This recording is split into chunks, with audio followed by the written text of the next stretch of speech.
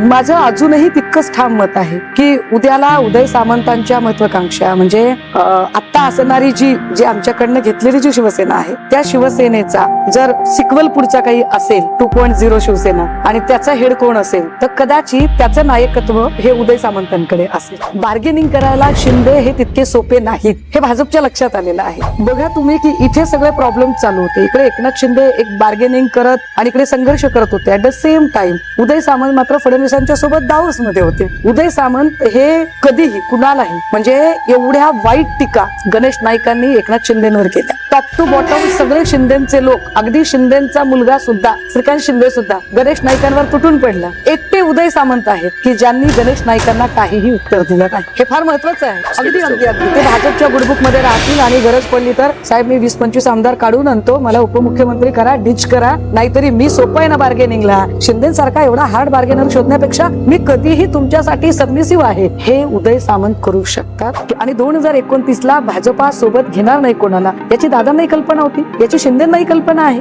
त्यामुळे जरी आता शिंदे किंवा दादा हे भाजप सोबत असले तरी सायमल्टेनियसली अगदी त्याच वेळेला ते त्यांची स्वतंत्र तयारी करत नाहीत याची खात्री कोण देणार. रिमोट आमच्या हाती, आम्हाला काय कुणाची भीती, अशा पद्धतीने जे चाललेलं आहे ते अत्यंत वाईट आहे, गंभीर आहे ते. माझ्यावर जो हक्कभंग आणलेला त्याचा आता फ्रेमिंग जे मला कळलेला त्यांचा आक्षेप 2 मुद्द्यांवर आहे. त्यातला पहिला मुद्दा की मी जे ट्विट केलं होतं ते कुणाल कामराचं जे विडंबन घेतोय ते गीत मी गायलं होतं आणि त्याच्यासोबत ट्विटला एक कॅप्शन मी टाकलं होतं. त्या कॅप्शन मध्ये मी असं लिहिलं होतं की जेव्हा भगतसिंग कोश्यारी छत्रपती शिवरायांचा अवमान करत होते, जेव्हा कोरटकर हा महाराजांनी आग्र्याहून सुटण्यासाठी लाच दिली असं म्हणाला, किंवा जेव्हा राम कदम किंवा अनेक लोक महाराजांचा अवमान करत होते तेव्हा तुम्ही गपगुमान हे सगळं बघितलं. मग आता कामराच्या गाण्यावरून तुमची इतकी चिडचिड का होतीये, आता तुम्ही गप्प का बसला नाही. तर त्यांचं असं म्हणणं आहे की यामुळे आमचा संसद सदस्यांचा किंवा विधिमंडळाच्या सदस्यांचा अवमान होतो. तो अवमान कसा होतो तर त्यांनी ते 2 त्याचे भाग केलेले आहेत आणि त्यांचं असं म्हणणं आहे की एकतर तुम्ही विधिमंडळ सदस्यांबद्दल बोलत आहात आणि दुसरं तुमची भाषा असंसदीय आहे. मी त्यांना माझं म्हणणं लेखी पद्धतीने कळवलेलं आहे आणि मीही ते 2 भागात कळवलेलं आहे. त्यातला पहिला भाग जो आहे तर माझं असं म्हणणं आहे की हॅबिटेट स्टुडिओची तोडफोड ज्यांनी केली मी त्यांच्याबद्दल लिहित आहे आणि ज्यांनी तोडफोड केलेली आहे त्यापैकी एकही विधिमंडळाचा सदस्य नाही. राहिला प्रश्न की मी असंसदीय भाषा वापरलेली आहे का, तर विधिमंडळ कामकाजाच्या दरम्यान असंसदीय शब्दांच्या 2 याद्या प्रकाशित झालेल्या आहेत. त्या 2ही याद्या मी माझ्या म्हणण्यासोबत जोडलेल्या आहेत आणि विशेष म्हणजे या 2ही याद्यांमध्ये गद्दार हा शब्द येत नाही हे मी स्पष्ट केलेलं आहे. तुम्ही तो स्पेसिफिक शब्द वापरल्यामुळे त्यांना त्रास नाही, मी नाही वापरलेला तो शब्द. तो शब्द कुणाल कामराने वापरला. गाणं गायलं, मी फक्त ते गाणं गायलेलं आहे आणि कुणाल कामराने जे गाणं गायलं ज्याच्यावर इथे कुणाल कामरावर गुन्हा दाखल झाला त्याच्या अगेन्स्ट कुणाल कामरा जेव्हा कोर्टामध्ये गेलेले तेव्हा कोर्टाने त्यांना सांगितलं की अशा पद्धतीने तुमच्या सभांमध्ये वगैरे येतात ते घेऊन त्याच्यावरती पण तसे शब्द लिहिलेले असतात, सगळ्यांवरती तसं कारवाई होऊ नाही. मला असं वाटतं या सगळ्यांमध्ये की आक्षेप कोणाचा असला पाहिजे. बघा ज्युडिशरीमध्ये लोकल स्टँडी नावाची एक टर्म असते. काय असते ही टर्म की ज्याला ते फील झालंय, सपोज एखादी स्त्री आहे, विनयभंगाची केस आहे, तर मुळात तिला वाटलंय का की तिचा विनयभंग झालेला आहे, तिने तसं केलेला आहे का, तिने तो अर्ज केलेला आहे का, तर ती केस स्टँड होते. ही केस कुणाबद्दलची आहे तर ही केस आहे राज्याचे उपमुख्यमंत्री श्री एकनाथ शिंदे यांच्याबद्दल. ते एकनाथ शिंदेचा अपमान झाला असं म्हणतंय. कोण म्हणतंय तर भाजपाचे प्रवीण दरेकर असं म्हणतात. आता दरेकरांना असं वाटतं की कुणाल कामराच्या गाण्यातनं शिंदेचा अपमान झालेला आहे. पण जर एवढी काळजी असेल भाजपाला दरेकरांना तर मला असं वाटतं की शिंदेवर कुणाल कामराने एकच गाणं गायलं. भाजपावर आणि मोदींवर अशी हजारो गाणी कामराने गायलेली आहेत. मग मोदींवरच्या गाण्याबद्दल एकदाही भाजपने चुकूनही कॉग्निझन्स का घेतलं नाही, का भाजपला तसं वाटलं नाही. तर मला वाटतं की त्यांना मला किंवा कुणाल कामरांना त्रास द्यायचा आहे असं त्याचं कारण नसावं. कदाचित गद्दार ही टर्म जी लोकांच्या विस्मरणात गेलेली आहे ती पुन्हा स्मरणात आणून देणं, ती पुन्हा चर्चेत आणणं जिल्हा परिषदेच्या वगैरे, कारण ज्या पद्धतीने त्यांनी परफॉर्म केलेलं आहे एकूण निवडणुकांमध्ये तो भाजपला ते त्रासदायक आहे. किंवा बार्गेनिंग करायला शिंदे हे तितके सोपे नाहीत हे भाजपच्या लक्षात आलेलं आहे. अशा वेळेला ती टर्म लोकांच्या पुन्हा लक्षात यावी आणि पुन्हा ती रेकॉर्डवर यावी ही भाजपाची इच्छा आहे. आणि म्हणून भाजपाने जाणीवपूर्वक आता हक्कभंगाच्या निमित्ताने हा विषय चर्चेत आणलाय असं मला वाटतंय. असं आहे की ठीक आहे, आता त्याची पुढची सुनावणी पण मला असं वाटतं पुढच्या महिन्यामध्ये आहे. ज्यावेळेला सदन चालू असेल त्यावेळेला तुम्हाला पुन्हा 10 तारखेला तुम्हाला पुन्हा यावं लागेल विधिमंडळामध्ये, त्याची चर्चा होईल आणि जी काही त्याची कार्यवाही व्हायची आहे म्हणजे हक्कभंग तो होतो की नाही त्याच्यावरती शिक्षा काय होते तुम्हाला माहिती आहे ना? काय होईल शिक्षा? जन्मठेप लागेल का मला? ठीक आहे बाबा, करूया. मी माझ्या पक्षाशी लॉयल आहे याचं मला समाधान आहे. त्यामुळे शिक्षा परिणामांची चिंता करून जर मी कृती करायला लागले तर मग मी एवढ्या सगळ्या गोष्टी केल्या. म्हणजे मी ड्रगच्या विषयावर गेली 2.5-3 वर्ष भांडतीये. मी पंढरपूर पालखी मोहोळचा जो पालखी मार्ग आहे त्यातला जो 1400 कोटींचा घोटाळा मी त्यावर बोलले. ललित पाटील ससूनचं प्रकरण किंवा पुण्याच्या येरोडा कारागृहामध्ये कशा पद्धतीनं कैद्यांना पाकिटं पुरवतानाचे पोलीस, असे कितीतरी मुद्दे मी घेतले. किंवा वामन म्हात्रेच्या अटकेसाठी मी बदलापूरला जाऊन थांबले. किंवा माझ्यावर 50 कोटीचा दावा ठोकायची जेव्हा रणजित नाईक निंबाळकरांनी भाषा केली तेव्हा तरी सुद्धा त्या धमकीला न जुमानता मी फलटणमध्ये गेले. परिणामांची चिंता नाही केली. मला असं वाटतं की आता ही वेळ माझ्या पक्षासाठी परिणामांची चिंता करण्यापेक्षा माझा पक्ष मला कसा लोकांपर्यंत पोहोचवता येईल. आम्ही कमी तिथे आम्ही म्हणणाऱ्यांपैकी आहोत. शिवसेना हा फक्त सत्ताभिमुख राजकारण करणारा पक्ष नाही तर शिवसेना हा लोकाभिमुख प्रश्न सोडवणारा पक्ष आहे. या अनुषंगाने लोकांमध्ये विश्वास निर्माण करणं आणि त्यासाठी आव्हानं पेलण्याची तयारी ठेवणं हे जास्त गरजेचं आहे असं मला वाटतं. आणि त्या अनुषंगाने मी माझी कृती केलेली आहे. तुम्ही ज्यावेळेला तुम्ही म्हणता की लोकांमध्ये विश्वास निर्माण करायचा आहे त्यावेळेला तुम्हाला तुमच्या जो मित्रपक्ष आहे 2 ठाकरे बंधू एकत्र आल्यानंतरचा मनसे, तर तो विश्वास तिथे पण निर्माण करताना पण तुम्हाला असं वाटतंय की आताच्या सगळ्या घडामोडी बघून तुमच्या 2 पक्षांमधला परस्पर विश्वास कायम आहे? जर तुमचा बोलण्याचा संदर्भ हा कालच्या भेटीचा असेल तर मी जरा स्पष्ट केलं पाहिजे की श्रीयुत राज साहेब हे महाराष्ट्र नवनिर्माण सेना या पक्षाचे पक्षप्रमुख आहेत. ज्या पक्षाची स्वतःची एक संहिता आहे, एक रचना आहे, पदाधिकारी आहेत, चिन्ह आहे आणि त्यांनी एक निवडणूक लढलेली आहे. ते ज्यांना भेटायला गेले ते जरी माझ्या विरोधी पक्षातले असले आणि माझी काहीही मतं असली तरी ते या राज्याचे उपमुख्यमंत्री आहेत. त्यामुळे एका पक्षाचे प्रमुख एका राज्याच्या उपमुख्यमंत्र्यांना भेटायला जातात यात मला काही वेगळं वाटायचं काहीच कारण नाही. शिवसेनेच्या म्हणजे शिवसेना पक्षालाही काही वेगळं वाटायचं कारण का वाटायचं कारण नाही त्याचं कारण सांगते. निवडणुकीच्या आधी जेव्हा लोक एकमेकांना भेटतात, सपोज युती आघाडी होते आणि तरीही लोक भेटतात तेव्हा एक संभ्रमाची स्थिती निर्माण होते. पण आता निवडणुकाच नाहीत, लोकसभा नाहीये, विधानसभा नाहीये, महापालिका नाहीये. त्यामुळे आता निवडणुका नसताना आता काय वेळ आहे? आता मला वाटते परफॉर्मन्सची वेळ आहे की जे निवडून आलेले लोकप्रतिनिधी आहेत त्यांनी काय परफॉर्म केलं पाहिजे आणि ते करत असताना उपनगरीय भागामधल्या अडचणी काय आहेत. कदाचित असं असू शकतं की मुलुंड मेट्रोची जी काही दुर्घटना झाली त्या दुर्घटनेच्या संबंधाने तुम्हाला आंतरराष्ट्रीय कंपनीला खरंच टेंडर देणं गरजेचं होतं का? काय या राज्यातल्या या देशातल्या ज्या कंपन्या आहेत त्या तितक्या क्षमताधिष्ठित आहेत असं तुम्हाला वाटतच नाही का? मग तुमची नेमकी काय अशी अडचण आहे की तुम्हाला आंतरराष्ट्रीय कंपनीला तुम्हाला ते द्यावंसं वाटतं टेंडर? मग तुमचा आत्मनिर्भर भारत योजनेचे जी जाहिरात आहे सोकॉल्ड त्याच्यावर जे अरबो खरबो रुपये तुम्ही खर्च केले ते कशासाठी? असे अनेक प्रश्न आहेत. कदाचित या प्रश्नांवर चर्चा करायला आणि मुलुंड मेट्रोच्या दुर्घटनेच्या संदर्भात बोलायला गेले असतील ते. मी का असा विचार करावा की ते गेले म्हणजे काहीतरी चुकीचं काहीतरी घडत आहे? तुम्ही जरी असा विचार करत नसला तर मग असे स्टेटस असे काय कमेंट्स तुम्ही वाचले असतील की स्टेटस ठेवलं एक उदय सामंतांनी, ते म्हणाले की काय मैत्री जपावी तर अशी, ऋणानुबंध जपावी तर अशी, जळणाऱ्यांची जळू द्या. शीतल मात्रेंनी एक ट्विट केलेलं होतं, आता माझा भाऊ पळवला म्हणून टाहो फोडतील. तर अशा पद्धतीनं शिवसेनेकडून ज्या प्रतिक्रिया आल्या तर म्हणजे एकनाथ शिंदे यांच्या पक्षाकडून, तर त्या का आल्या? मग म्हात्रे वगैरे लोकांवर काही मला बोलायचं नाही. हा पण उदय सामंतांवर मी बोललं पाहिजे. उदय सामंतांचा प्रॉब्लेम असा आहे की उदय सामंतांचं चित भी मेरी पड भी मेरी. उदय सामंत हे मध्यम मार्ग शोधणारे गृहस्थ आहेत. माझं अजूनही तितकंच ठाम मत आहे की उद्याला उदय सामंतांच्या महत्वाकांक्षा म्हणजे आता असणारी जी आमच्याकडनं घेतलेली जी शिवसेना आहे त्या शिवसेनेचा जर सिक्वल पुढचा काही असेल 2.0 शिवसेना आणि त्याचा हेड कोण असेल तर कदाचित त्याचं नायकत्व हे उदय सामंतांकडे असेल. त्यामुळे उदय सामंतांची ती गरज आहे. मला असं वारंवार वाटतं त्याची अनेक कारणं आहेत. उदय सामंतांनी ज्या पद्धतीने कोकणामध्ये स्वतःच एक प्रस्थ तयार केले बघा तुम्ही की इथे सगळे प्रॉब्लेम चालू होते. इकडे एकनाथ शिंदे एक बार्गेनिंग करत आणि इकडे संघर्ष करत होते. At the same time Uday Samant मात्र फडणवीसांच्या सोबत दावोस मध्ये होते. उदय सामंत हे कधीही कुणालाही म्हणजे एवढ्या वाईट टीका गणेश नाईकांनी एकनाथ शिंदेवर केल्या. टॉप टू बॉटम सगळे शिंदेचे लोक, अगदी शिंदेचा मुलगा सुद्धा श्रीकांत शिंदे सुद्धा गणेश नाईकांवर तुटून पडला. एकटे उदय सामंत आहेत की ज्यांनी गणेश नाईकांना काहीही उत्तर दिलं नाही. हे फार महत्वाचं आहे. त्यामुळे गणेश नाईक उदय सामंत जे आहेत ते अत्यंत सेफ गेम खेळणाऱ्यांपैकी आहेत. भाजपच्या काय गुडबुक मध्ये राहण्याचा प्रयत्न म्हणून ते तशी अगदी अगदी अगदी ते भाजपच्या गुडबुक मध्ये राहतील आणि गरज पडली तर साहेब मी 20-25 आमदार काढून आणतो, मला उपमुख्यमंत्री करा, डिच करा, नाहीतरी मी सोपं आहे ना बार्गेनिंगला. शिंदेसारखा एवढा हार्ड बार्गेनर शोधण्यापेक्षा मी कधीही तुमच्यासाठी सबमिसिव्ह आहे, हे उदय सामंत करू शकतात. आणि हे उदय सामंतवर फार गंभीर आरोप करताय. म्हणजे अशा पद्धतीचं राजकारण ते करतील आणि ते अविश्वास त्यांच्याबद्दल मी निर्माण हे करणारी गंभीर आरोप करत नाहीये, मी हे अत्यंत जबाबदारीनं बोलते. त्यामुळे उदय सामंतांनी असं स्टेटस ठेवणं हे मला काही फार पण विशेष मग वाटत नाही. त्यात बघा असं की ते भेटल्यानंतर तुम्हाला जर काही वाटलं नसतं तुमच्या पक्षाला, तर एका स्वीकृत जागेची मागणी जी आहे ती यशवंत किल्लेदार यांनी केली होती मुंबई महापालिकेतल्या. त्यानंतर तातडीनं सूत्र हल्ली आणि अचानकपणे स्वीकृतचे जे 3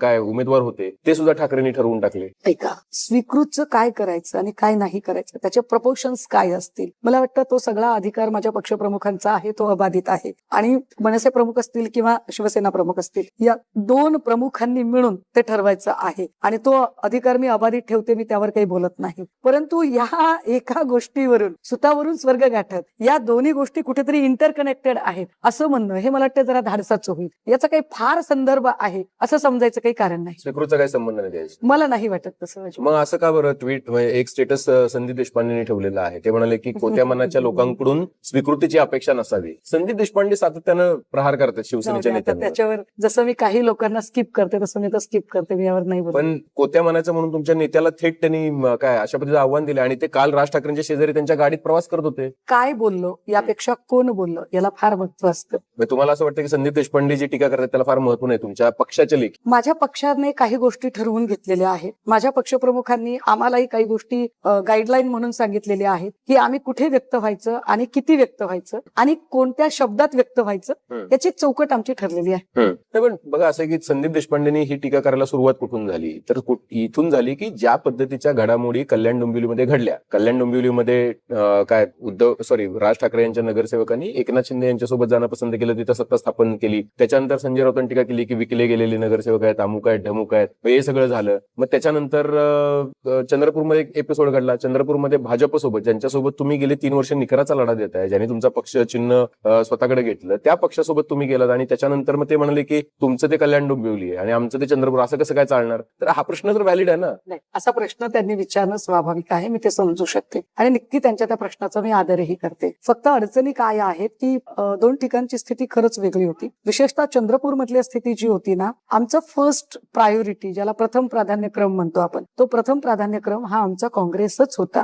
पण अडचण अशी झाली की काँग्रेसमधलं जे स्थानिक म्हणजे राहुलजी असतील, सन्माननीय सोनियाजी असतील, सन्मान्य खरगे साहेब असतील, ही सगळी माणसं प्रचंड मोठी माणसं आहेत, आदरास पात्र माणसं आहेत. हर्षवर्धन सपकाळ साहेब असतील, पृथ्वीराज बाबा असतील, बाळासाहेब थोरात असतील, नाना पटोले, सत्यजित तांबे, ही खरंच थोर माणसं आहेत, मोठी माणसं आहेत, आदरणीय आहेत ती सगळी. परंतु जे स्थानिकचं चंद्रपूरचं राजकारण होतं ते इतकं वाईट होतं ना की काँग्रेसमधले 2 लोक 2 गट स्थापन करायला गेले, इथपर्यंत ते गेलं. आणि 15 तारखेला निकाल लागले होते, 15 जानेवारीला, आणि 10 फेब्रुवारी पर्यंत त्याचा निर्णयच ठरत नव्हता. 25 दिवस. अशा परिस्थितीमध्ये संघटनात्मक पातळीवर स्थानिकला एक विस्कळीतपणा येण्याची शक्यता जास्त निर्माण झाली होती. अशा वेळेला करायचं काय बरं? त्यातही आम्ही सगळे वेगळ्याच ठिकाणी गुंतलेलो होतो आणि तेव्हा तो निर्णय घेतला गेला. अर्थात तो निर्णय घेतला म्हणजे काही लगेचच फायनल झाला असं नाही किंवा आम्ही भाजपच्या सोबतचा आमचा संघर्ष विसरलो असं नाही. आमचा संघर्ष तसाच राहील, तो निकराचा लढा तसाच लढला जाईल आणि चंद्रपूरच्या संबंधाने काय ठरवायचं त्यावर पक्षप्रमुख ठरवतील. विस्कळीतपणा म्हणजे तुम्हाला भीती होती की तुमचे नगरसेवक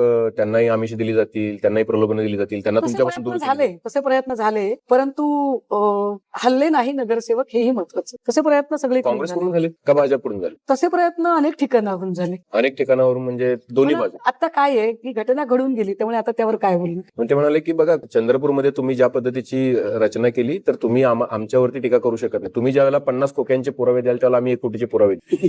मी म्हटलं ना की काही गाईडलाईन आमच्यासाठी पण असतात की काय बोललो, कोण बोललो, किती बोललो, त्यावर आपण किती व्यक्त व्हायचं आणि कसं व्यक्त व्हायचं. तुम्हाला असं वाटतं की त्याच्यामुळे बघा अशा पद्धतीच्या युत्या आघाड्या ज्या आहेत, म्हणजे भाजपनं काय MIM सोबत केली तर त्याची खूप बदनामी झाली, त्यानंतर त्या पक्षाने ते परत घेतलं अकोटमध्ये, अचलपूरमध्ये परत एक तशा पद्धतीची घटना घडली ते मागे घ्यावं लागलं. आपण बघितलं की इथे अंबरनाथमध्ये वगैरे पण काही गोष्टी घडल्या. तुम्हाला असं वाटत नाही की तुम्ही ज्या पक्षांशी निकराचा लढा देताय त्यांच्यासोबत जाणं हे एका पद्धतीनं विश्वासाला काही वेळेला तडा देणारं असतं पक्षाच्या? नाही, एक लक्षात घ्या, ते कधी वाटेल विश्वासाला तडा देत, जेव्हा आम्ही भाजप सोबतची आमची लढाई सुरू. आमची लढाई भाजपचं राज्यातलं जे शीर्ष नेतृत्व आहे त्यांच्यासोबत ती लढाई थांबलेली नाही, ती आम्ही लढत राहू. भाजपची जी चुकीच्या पद्धतीची राज्यातली एकूण त्यांचं पॉलिसी मेकिंग असेल किंवा इम्प्लिमेंटेशन लेवलचं राजकारण असेल किंवा इथल्या डेली नीड्सला सोडून, ज्याला आपण लोकाभिमुख प्रश्न म्हणतोय, हे सगळे लोकाभिमुख प्रश्न सोडून जात आणि धर्माच्या मुद्द्यावरचं ध्रुवीकरणाचं राजकारण असेल, या सगळ्या गोष्टींना आमचा कालही विरोध होता, आमचा आजही विरोध आहे आणि आमचा उद्याही विरोध राहील. तुम्हाला असं वाटतं की सातत्यानं जर शिंदेच्या शिवसेनेकडून सतत बोललं जाते की बघा जे भावाचे झाले नाही ते गावाचे काय होणार वगैरे, हे या भेटीनंतरची सगळे त्यांची हे आहेत टीका टिप्पणी, हे तुमच्या दोन पक्षांमध्ये रिफ्ट निर्माण करण्याचा प्रयत्न सातत्यानं व्हावा म्हणून, कार्यकर्त्यांमध्ये संभ्रम निर्माण व्हावा म्हणून? मला वाटतं की मी ज्या क्षेत्रात आहे ना ते परमार्थाचं क्षेत्र नाही, ते राजकारणाचं क्षेत्र आहे. त्यामुळे इथे असे प्रयत्न केलेच जातील ना, नाही असं नाही, ते स्वाभाविक आहे. पण त्या प्रयत्नांचा परिणाम होऊ द्यावा का स्वतःवर, याचा जो सारासार विवेक आहे तो विवेक माझ्या पक्षप्रमुखांकडे आणि माझ्या नेत्यांकडे आहे याची मला खात्री आहे. त्यामुळे असे प्रयत्न जे सातत्याने सगळीकडे होत असतात, सगळ्यांच्या बाबत होत असतात, तसे ते प्रयत्न इथेही होतील. परंतु त्याचा किती परिणाम होऊ द्यायचा किंवा होऊ द्यायचा की नाही द्यायचा, ते तेवढे चांगले फिल्टर निश्चितपणे माझ्या नेत्यांचे आहे. दुसरा जो प्रश्न आहे तो आहे परभणीबद्दलचा. परभणीमध्ये तुम्ही म्हणजे मी जेव्हापासून, तुम्ही मराठवाड्यातून येतात तुम्हाला कल्पना आहे, जेव्हापासून निवडणूक बघतोय आपण परभणी, खान की बान या विषयावर परभणीची निवडणूक गेले तिन्ही वेळेला तुमचे आधी तुकाराम रंगे पाटील होते, मग बंडू जाधव, ही जी सगळी मंडळी येतात निवडून, तर ती तो जज्बा, त्या घोषणा तशाच असतात परभणीमध्ये. तुम्ही अशा शहरामध्ये एक मुस्लिम महापौर दिलेला आहे, इक्बाल सय्यद. तुम्ही तो महापौर केल्यानंतर भाजपने टीका केली की बघा ज्यांना मुंबईत जे स्वप्न त्यांना साकारता आलं नाही ते त्यांनी परभणीत. मुद्दा क्रमांक 1, माझा पक्ष हा स्वतंत्रपणे माझ्या पक्षाच्या अजेंड्यावर चालतो, ठरवलेल्या अजेंड्यावर. माझा पक्ष भाजप काय सांगतं यावर चालत नाही. कारण माझा पक्ष जसा इथे कोणाचा तरी पक्ष दिल्लीतल्या अमित शहाच्या सांगण्यावर चालतो तसा माझा पक्ष चालत नाही. त्यामुळे ते काय म्हणतात त्याच्याशी मला घेणं देणं नाही. एक. दुसरं असं की परभणीतली किंवा कुठलीही निवडणूक या मुद्द्यावर लढवली जात होती, मग आता काय झालं असं जेव्हा आपण म्हणताना, तेव्हा मी आपल्याला त्याची अनेक उदाहरणं देऊ शकते. पण मी तुम्हाला एक सांगितलं पाहिजे की बहुजन समाज पार्टीचं बहुजन हिताय बहुजन सुखाय होतं. कालांतराने ते सर्वजन हिताय सर्वजन सुखाय झालं. 1585चा लढा हा जो बहुजन समाज पार्टीने उभा केला होता, त्यानंतर त्या लढ्याला एक वेगळी धार आली आणि ती वेगळी धार येत असताना मला वाटतं की अनेक अशा सवर्णांना तिकीट त्यावेळेला तिथे उत्तर प्रदेशमध्ये दिली गेली. अगदी त्याच वेळेला जेव्हा आपण असा विचार करतो की नाही स्थलकाल परत्वे काही गोष्टी बदलतात, परभणीमध्ये स्थलकाल परत्वे गोष्टी बदलतात, संदर्भ बदलतात. आपल्याला माहित असेल वंदनीय बाळासाहेबांनी एकेकाळी काँग्रेसवर अत्यंत जहरी टीका केल्या, परंतु त्याच काँग्रेसने जेव्हा प्रतिभाताई पाटील यांना राष्ट्रपती पदाचा उमेदवार जाहीर केलं, तेव्हा जर एक मराठी मुलखातली स्त्री या देशाची पहिली राष्ट्रपती होण्याचा बहुमान पटकावत असेल तर आम्ही त्याला कुठलाही अपशकुन करणार नाही, आम्ही ठाम खात्रीने उभे राहू पाठीशी, असं म्हणत शिवसेनेने काँग्रेसच्या प्रतिभाताईंना पाठिंबा दिला. हे फार महत्वाचं आहे. तीच गोष्ट आणीबाणीच्या वेळची आहे. त्यामुळे भूमिका कधी कोणत्या घ्यायच्या याचे काही जे तारतम्य असतं ते तारतम्य माझ्या पक्षात. काय फरक पडतो की मुस्लिम महापौर केला म्हणून अशा पद्धतीने तुम्हाला पेंट केलं जातंय असं तुम्ही म्हणताय की बघा तो पण निवडून आला लोकांमधून. एक्झॅक्टली. पण तुम्हाला मुस्लिम लांगुल चालन करणारा पक्ष किंवा मुस्लिमांच्या मतांवर चालणारा पक्ष अशा पद्धतीने पेंट करण्याचा प्रयत्न, भाजप काय पेंट करतं याचा मी खरंच विचार केला पाहिजे का?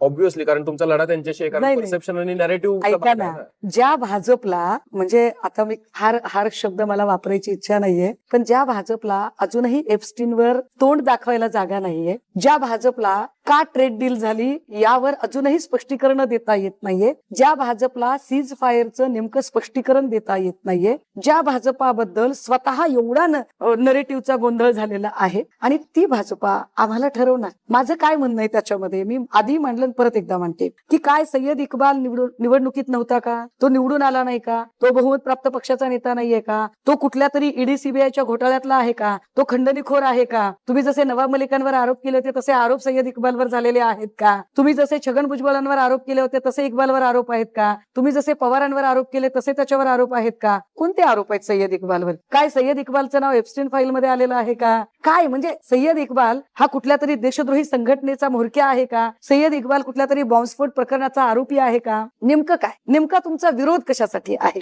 कुठल्या कारणासाठी? म्हणून फक्त तो मुस्लिम आहे म्हणून? फक्त मुस्लिम आहे असं म्हणून जर भाजपा विरोध करणार असेल तर भाजपने एकदा छाती ठोकपणे सांगावं की भारतातल्या एकाही मुस्लिमाशी आमचं घेणं देणं नाही. कारण त्याच भाजपने जिल्हा परिषद लेवलला किती लोकांना तिकीट दिली, किती ठिकाणी नगर परिषदांमध्ये नगराध्यक्ष आणि उपनगराध्यक्ष पद दिलं. अहो बाजूला जिंतूर आहे, तिथला उपनगराध्यक्ष भाजपने मुस्लिमच दिला हो. पाथरी आहे, पाथरीला नगराध्यक्ष मुस्लिम आहे हो साहेब. भाजपचा दोघांची एकत्रित आहे, नगराध्यक्ष उपनगराध्यक्ष भाजपचा आहे. हो भाजपचा. इकडे जिंतूर मध्ये भाजपचा. काय सांगताय तुम्ही? कितीतरी ठिकाणं दाखवू शकते मी. इकडे अकोल्याचं उदाहरण मी सांगू शकते तुम्हाला. मी तुम्हाला पाथर्डीकडचं उदाहरण सांगू शकते. कितीतरी ठिकाणी भाजपने हे केलं ना. बरं, विशेष गोष्ट त्याच परभणीमध्ये भाजपने 10 ते 12 मुस्लिम नगरसेवकांना उमेदवारी दिल्या होत्या. विशेष बरं, भाजप ज्या शिंदेच्या सोबत आहे त्या शिंदेना तरी तोंड आहे का बरं बोलायला? जाओ, धाराशिवच्या उमरग्यामध्ये काँग्रेस आणि शिंदे एकत्रित आहेत. काँग्रेसचा उपनगराध्यक्ष आहे आणि शिंदेचा नगराध्यक्ष आहे. विशेष त्याच शिंदेनी आणि भाजपने सुद्धा जिथे जिथे मुस्लिम राखीव होत्या जागा तिथे काय केलं बरं? जिथे नगराध्यक्ष पदाची जागा मुस्लिम राखीव होत तिथे भाजपने कोणाला दिली उमेदवारी? मग का दिली भाजपने ती? तो निवडून आला का नाही हा भाग वेगळा, पण मग अशा ठिकाणी की जिथे राखीव नगरसेवक आहे तिथे काय केलं तुम्ही? अब्दुल सत्तारांच्या घरात नगराध्यक्ष पद गेलं. काय केलं तुम्ही त्यांचं? तुम्हाला पटत नाहीये ना, मग अब्दुल सत्तारला का बरं तुम्ही सोबत घेतलं? का तुम्ही नवाब मलिकांना सोबत घेतलं? का तुम्ही पाशा पटेलांना आमदारकी दिली? मी अजून खूप बोलू शकते, फक्त मी पातळी राखून आहे. मला त्या पातळीवर उतरायला आवडतं. तुमचा पक्ष हे सगळं लोकांसमोर मांडण्यामध्ये कमी पडतो. ज्या वेळेला ह्या घटना घडल्या, म्हणजे एमआयएमशी युती झाली तर खूप माध्यमांनी गदारोळ केला आणि भाजप आणि एमआयएमची युती त्यांना मागे घ्यावी लागली. पण त्यावेळेला किंवा ह्या सगळ्या घटना घडतात आणि ह्या अशी उदाहरणं ज्यावेळेला तुम्ही आता देताय त्यावेळेला कुणीही समोरून सांगितलं नाही ही इतकी उदाहरणं आहेत. नाही, आम्ही ही सगळी उदाहरणं सांगितली. अडचण काय होते की बऱ्याचदा त्यांच्या सोयीचे चंक काढून फिरवले जातात. त्यांच्या सोयीचं जेवढं पाहिजे तेवढंच प्रदर्शित केलं जातं. होईल कधीतरी आम्ही सत्तेत असू, आमच्याकडेही तेवढं आमचं म्हणणं पोहोचवण्याची माध्यमं असतील आणि ते पोहोचवू आम्ही. पण आता जे पोहोचवतोय ते सोशल मीडिया आणि इतर माध्यमातून तुमच्यासारखे काही गुणी लोक आहेत की जे आम्हाला पोहोचवायला मदत करतात, पोहोचवू शकतोय. आम्ही सगळ्यांनाच पोहोचवायला मदत करतो. आमचं कामच ते आहे. जो कोणी इथे या खुर्चीत बसेल त्याचं सगळं पोस्ट सगळं आम्ही पोस्ट म्हणत जो कोणी या खुर्चीत बसेल त्या सगळ्यांचं सगळं पोस्ट. प्रश्न असा आहे की बघा, दुसरा मला हाच सगळा मुद्दा चालू म्हणून विचारायचा की आता महाशिवरात्र झाली आणि महाशिवरात्रीच्या दिवशी एका रहिमाबादच्या शिवमंदिरामध्ये गेले होते अब्दुल सत्तार. तुम्ही नाव घेतलं म्हणून मला आठवलं. दुसऱ्या दिवशी हिंदुत्ववाद्यांनी ते मंदिर जे आहे ते गोमूत्र शिंपडून शुद्ध केलं. तुम्ही कसं बघता या सगळ्या गोष्टी? सगळ्या गोष्टींचं बघा, एकीकडे जेव्हा आपण म्हणतो की हिंदू धर्म हा प्रचंड त्याच्यावरती मात्र एकनाथ शिंदेच्या पक्षातलं कुणीही काही बोललं नाही. पण हे वाईट आहे, एक लक्षात घ्या. एकतर हिंदू धर्म हा दोन्ही अर्थाने धर्म म्हणूनही आणि संविधान म्हणूनही. एकतर according to Indian constitution chapter 3 article 19 everyone has a right to go everywhere. प्रत्येकाला तो अधिकार आहे आणि सत्तार तर लोकप्रतिनिधी आहे, प्रश्नच येत नाही. त्यामुळे संविधानिक दृष्टिकोनातनंही ते चूक वाटतं आणि धर्म या दृष्टिकोनातनंही मला ते चूक वाटतं. ते का? हिंदू धर्म हा इतका तकलादू नाही जेवढे त्याला भाजपवाले ठरवायचा प्रयत्न करतात. कुणीतरी एखादा आचारी भोसले वगैरे येतो आणि तो आचारी सांगतो की नाही हे चुकलेलं आहे. अरे तू कुठला आचारी आहेस? तुला कोणी आचारी बनवला आणि तू सांगणार तो धर्म का? अरे ज्या हिंदू धर्मामध्ये अजूनही असे कित्येक मंदिरं आहेत की त्या मंदिरांच्या जर जत्रा असतील तर तिथे पहिला त्या जत्रेसाठीचा जो संदल असतो तो कित्येक मुस्लिम कुटुंबातला जातो आणि त्या वर्षानुवर्षाच्या परंपरा आहेत. असं इतक्या छोट्याशा गोष्टीने धर्म धोक्यात येत नाही आणि इतक्या छोट्याशा गोष्टीने धोक्यात येईल तो धर्म कसला? हिंदू धर्माची जी पायाभरणी आहे ती अत्यंत भरभक्कम आहे. ज्ञानेदेवे रचिला पाया तुका झाला से कळस, असं जेव्हा वारकरी संप्रदायामध्ये सांगितलं जातं किंवा हिंदू धर्माचे जे अनेक दाखले दिले जातात त्यामध्ये इतक्या छोट्या गोष्टीला थाराच नाही. ज्या क्षुल्लक गोष्टीचं राजकारण भाजपा करते आणि इतकं ते गलिच्छ असतं की आता भिगवणमध्ये एक मुलगी निघून मुलासोबत गेली आणि मग त्याचं जिहाद वगैरे काय वाटेल ते आणि ती मुलगी सांगते की मी माझ्या मर्जीने गेले म्हटल्यावरही भाजपचा एक आमदार तेवढ्याने त्याचं समाधान होत नाही. तो असं सांगतो की नाही तिच्यावर जबरदस्ती केली जात असेल आणि तिचा व्हिडिओ जबरदस्ती रेकॉर्ड केला. त्या पोरीने पुन्हा एकदा सांगितलं रेकॉर्ड करून आणि तिने सांगितलं की मागच्या 6 महिन्यातले आमचे फोन कॉल रेकॉर्ड करा आणि बघा की आम्ही तासनतास दोघं एकमेकांशी बोलत होतो, आम्ही एकमेकांच्या मर्जीनेच गेलेलो आहोत. किती गलिच्छ लोक आहेत हे. लोकांनी यांना निवडून दिलं ते वेलफेअर स्टेटच्या निर्माणासाठी, कल्याणकारी राज्य निर्माण करण्यासाठी, पण त्या त्याऐवजी हा हिंदू, तो मुस्लिम, तो मराठा, तो ओबीसी, तो धनगर, तो आतकर, ह्या सगळ्या अशा पद्धतीच्या वर्गवाऱ्या करण्यात भाजपा, कारण आसुरी जे एक आसुरी बहुमत मिळालेलं आहे, पाशवी बहुमत मिळालेलं आहे, त्या पाशवी बहुमतापुढे आम्ही काहीही करू अचानक, रिमोट आमच्या हाती, आम्हाला काय कुणाची भीती, अशा पद्धतीने जे चाललेलं आहे ते अत्यंत वाईट आहे, गंभीर आहे ते. तुम्हाला त्या राजकारणाचा फटका बसला, तुम्हाला हिंदुत्वादी मतं तुमच्यापासून दूर गेली असं वाटतं? जेडपी मध्ये, महापालिकेमध्ये नाही, सुद्धा तुम्ही जे आकडा तुमचा 65-67 पर्यंत अडकला, तो अजून पुढे जाऊ शकला असता. नाही, पण मला पटेंगे तो नाही वाटत. कटेंगे किंवा बाकीचा सगळा मला प्रचार असं जो आहे, अजिबात तो वाटत इतका नाही. फोर्सफुल झाला की उत्तर भारतीय, गुजराती मतं जी आहेत ती तितक्या फोर्सफुली तुम्हाला मिळाली नाही. नाही, उत्तर भारतीय किंवा परप्रांतीयांच्या मतांचा नक्की फटका आहे, मात्र हिंदूंची मतं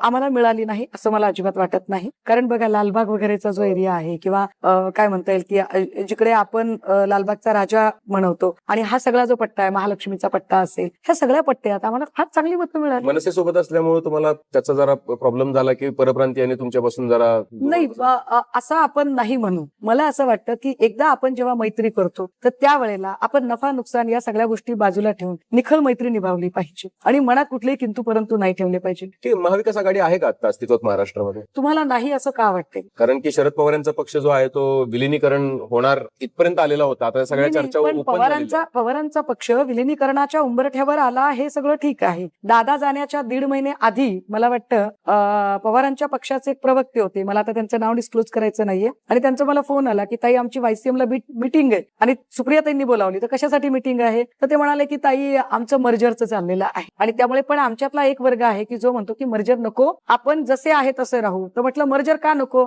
तर तेव्हा ते म्हणाले की आमच्यातला एक खूप मोठा वर्ग आहे जो असं म्हणतो की मर्जर झाल्यानंतर, विलिनीकरणाच्या नंतर थांबायचं कुठे, भाजप सोबत थांबायचं की महाविकास आघाडी सोबत? तर एक मोठा वर्ग असं म्हणतो की जर महाविकास आघाडी सोबत दादा येत असतील तर आपण मर्जर करूया, अदरवाईज आपण असेच थांबूया. सो जरी विलिनीकरणाची चर्चा चालू असली तरी त्या विलिनीकरणानंतर तो पक्ष भाजप सोबत राहणार होता की महाविकास आघाडी सोबत, हे जे मोठं रहस्य आहे ते दादांसोबत आता गेलेलं आहे. पण दादांच्या सोबतची किंवा एकूण राष्ट्रवादी मधली जी लोक आहेत जी या सगळ्या घडामोडीमध्ये प्रत्यक्ष सहभागी होती, त्यांचं जर एकूण म्हणणं ऐकलं तर ते म्हणतात की त्यांना भाजप सोबत जायचंच नव्हतं. दस्तूर खुद्द दादांशी माझं जाण्याच्या 1.5-2 महिने आधी एक बोलणं झालेलं होतं आणि तेव्हा दादांच्या बोलण्यातनं आलं होतं की 2028 ला डिलिमिटेशन होणार आहे आणि त्या डिलिमिटेशनच्या वेळेला भाजपा इतक्या वाईट पद्धतीने मतदारसंघांची फोडाफोडी करेल की आपण कितीही प्रयत्न केले तर भाजपा जे मतदारसंघांचं जे त्यांना पाहिजे तसं कास्ट वाईज क्लासिफिकेशन करेल ते अत्यंत वाईट आणि भयंकर असेल. त्यामुळे आपल्याला आत्तापासून